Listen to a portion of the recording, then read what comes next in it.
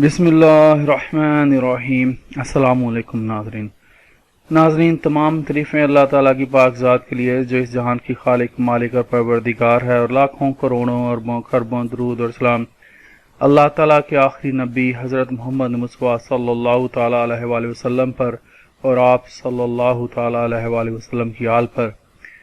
नाज़रीन, हमारा ड्राफ्टिंग का सिलसिला थोड़ी देर के लिए रुक गया था। मैंने स्टॉप कर दिया था, रिस्पॉन्स अच्छा नहीं मिल रहा था मुझे, तो दिलचस्पी मैंने देखा नाजरीन की मुझे नज़र नहीं आ रही थी, मैंने इसलिए उसको ज़रा रोक दिया था। आज फिर से मैंने कहा चलें स्टार्ट करते हैं। तो आज हमने स्टार्ट करना है लीगल ड्राफ्टिंग को दोबारा से। तो उसके लिए हम लोग देख लें दावा बेदखली मकान बवजह ज़रूरत खानगी, drafting of plaint for rejectment of tenant on personal bona fide need from owner of the rented house. ये जो मालिक मकान है उसकी तरफ से दावा दायर किया जाएगा, तो ये ड्राफ्टिंग हम लोग करेंगे। नाज़रीन, इस दावा की ड्राफ्टिंग करने से पहले मैं यहाँ पर एक केस लॉ का हवाला दूंगा, जिससे आपको रेंट कंट्रोलर की अदालत के बारे में इंफॉर्मेशन मिल जाएगी। केस लॉ मुलाजा करें। रेंट कंट्रोलर की अदालत स्पेशल लॉ के तहत काम करती है और ज़ाब्ता दीवानी लागू नहीं होता, लेकिन ज़ाब्ता दीवानी से रहनुमाई ली जा सकती है। नाज़रीन, अब केस लॉ मुलाजा करें। ये थोड़ी सी इंफॉर्मेशन आपको दी थी मैंने। अगर रेंट कंट्रोलर से आर्डर फ्रॉड के जरिए लिया गया है तो सेक्शन 12(2) जो है उसके तहत यानी कि ज़ाब्ता दीवानी का जो दरख्वास्त है वो रेंट कंट्रोलर की अदालत में दी जा सकती है। ये है जी लॉ जर्नल CLC, जो उसका सफ़ा नंबर है 552 है, लोअर हाई कोर्ट का फैसला है और साल है 2011, यानी कि 2011 का जो CLC है उसका सफ़ा नंबर 52 है, और ये फैसला किस अदालत ने दिया था? लाहौर हाई कोर्ट ने। नाज़रीन, यहाँ पर मैं आपको एक बात बता दूं कि जब भी कोई आप लीगल ड्राफ्टिंग, प्लीडिंग, कन्वेंसिंग करे तो उसके असूलों का खास ख्याल रखें, जो मैं अपनी पिछली वीडियोस में बता चुका हूँ। ड्राफ्टिंग में की गई गलतियां आपको कभी भी रिलीफ नहीं दिलवा सकती। अब हम लोग शुरू कर रहे हैं जी। जो ड्राफ्टिंग है सबसे पहले करेंगे बदालत जनाब रेंट कंट्रोलर। रेंट कंट्रोलर की अदालत में जानी है, जो सा ज़िला है वो लिखेंगे।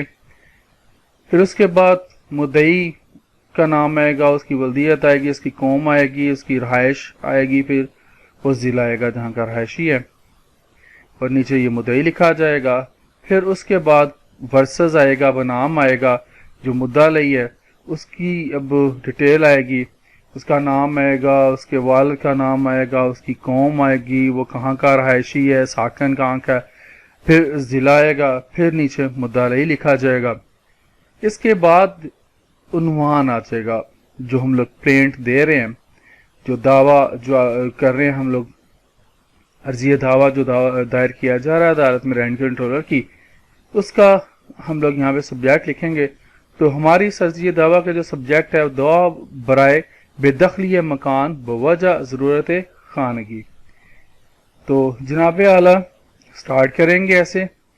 फिर मुद्दई हस्बे ज़ेल अर्ज परदाज है नंबर 1, ये कि मुद्दालई ने एक किता मकान रकबा 1 कनाल बमुकर्रर कराया, जो भी कराया था वो 20,000, 30,000, 50,000, 1 लाख जितना भी था, मैं वहाँ पे लिखना हवार मुद्दई से किराया पर हासिल किया। किरायानामा की रूह से ये तय पाया था कि जब मुद्दई को मकान खान की ज़रूरत के लिए चाहिए होगा, मुद्दालई मकान खाली कर देगा। किरायानामा की जो कापी है वो जो इस दावा के साथ जो है ना वो लिफ है, यानी कि किरायानामा की कापी दावा हज़ा के साथ लिफ है। नंबर 2, ये कि मुद्दई सऊदी अरब में बिमा अहलो अयाल बसिलसिला रोजगार मुकीम था। अब जबकि मुद्दई की वतन वापसी हो चुकी है और मकान हज़ा के अलावा कोई और रहायश ना है, लिहाजा ज़ाती ज़रूरत के लिए मकान की अशद ज़रूरत है। मुद्दई अपने अजीज़ व क़रीब के घर ठहरा हुआ है। नंबर 3, ये कि मुद्दई ने मुद्दालई को नोटिस दिया है कि उसे मकान की ज़ाती रहायश के लिए अशद ज़रूरत है और वो 15 दिन के अंदर अंदर मकान खाली कर दे। नोटिस की कापी इस दावा के साथ लिफ है। अगर नोटिस भेजा है तो नाज़रीन उसकी कापी आपने संभाल के रखनी है, वो अपने इस दावा के साथ ज़रूर लगाएं, तो आपका केस मज़ीद मजबूत होगा। नंबर 4, ये कि मुद्दालई किरायानामा की खिलाफ वर्जी करते हुए मकान खाली करने से साफ साफ इनकारी है। نمبر 5 یہ کہ بنائے دعویٰ اس وقت پیدا ہوئی، اب آپ نے وہ جو کاز آف ایکشن ہے اس کا ذکر کرنا ہے، جب مدعا علیہ صاف صاف انکاری ہوا کہ وہ مکان خالی نہ کرے گا۔ یہ کہ بنائے دعویٰ اس وقت پیدا ہوئی جب مدعا علیہ صاف صاف انکاری ہوا کہ وہ مکان خالی نہ کرے گا۔ نمبر 6 یہ کہ مکان عدالت کی حدود میں واقع ہے، لہٰذا عدالت حاضہ کو اختیار سماعت حاصل ہے۔ آپ نے عدالت کو بتا دیا کہ آپ عدالت میں کیوں آئیں یا اس عدالت میں۔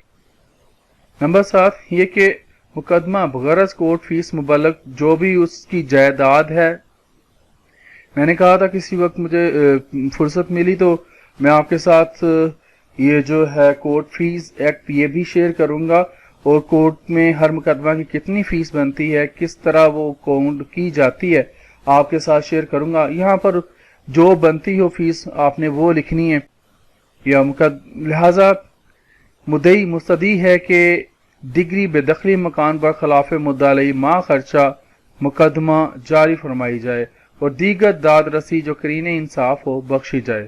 نمبر 7 یہ کہ مقدمہ بغرض کورٹ فیس مبلغ جتنی وہ بنتی ہے آپ نے وہاں پہ لکھنی ہے۔ میں کسی وقت آپ کے ساتھ کورٹ کی جو فیس کا جو شیڈول ہے آپ کے ساتھ شیئر کروں گا، اور یہ جو ایکٹ ہے کورٹ فی ایکٹ اس کو بھی آپ کے ساتھ انشاءاللہ شیئر کروں گا۔ روپیہ پر ₹1.5 ہے۔ اب آپ نے ریلیف مانگنا ہے، ریلیف وہ کیا ہے، لہٰذا مدعی مستدعی ہے کہ ڈگری بے دخلی مکان برخلاف مدعا علیہ ما خرچہ مقدمہ جاری فرمائی جائے اور دیگر داد رسی جو قرین انصاف ہو بخشی جائے۔ اس کے بعد عرضے لکھ دینا ہے، آپ درخواست گزار ہیں، پھر اپنا مدعی نام لکھے گا، پھر وکیل کے ذریعے دی جا رہی ہے اگر تو پھر وکیل صاحب کا یہ سارا کچھ یہاں پہ لکھا جائے گا۔ پھر یہ لکھا ہے کہ تصدیق کیا جاتا ہے کہ مراتب یعنی کہ پیراگراف عرضی یہ جو آپ درخواست دے رہے ہیں 1 تا 5 میرے علم سے صحیح ہیں اور باقی میرے علم سے درست ہیں 6 7، تو آخر میں دستخط کرنے ہیں، جگہ وغیرہ لکھنی ہے آپ نے، اور ڈیٹ جس تاریخ کو دے رہی ہیں لازمی لکھنی ہے۔ تو ناظرین آج کے لیے اتنا ہی، زندہ رہا تو انشاءاللہ آپ کے ساتھ پھر اگلی ویڈیوز میں ملاقات ہوگی۔ اجازت دیجیے، اللہ حافظ۔